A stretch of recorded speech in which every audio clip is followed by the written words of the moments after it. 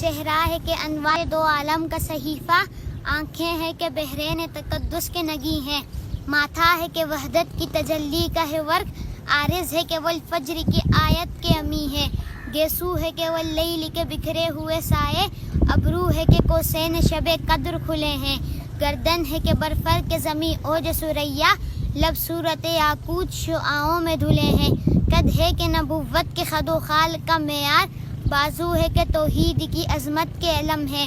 سینہ ہے کہ رمز دل ہستی کا خزینہ، پلکیں ہیں کہ الفاظ رخ لوح و قلم ہے، باتیں ہیں کہ طوبا کی چٹکتی ہوئی کلیاں، لہجہ ہے کہ یزداں کی زباں بول رہی ہے، خطبے ہیں کہ ساون کے امنڈتے ہوئے بادل، قرأت ہے کہ اسرار جہاں کھول رہی ہے،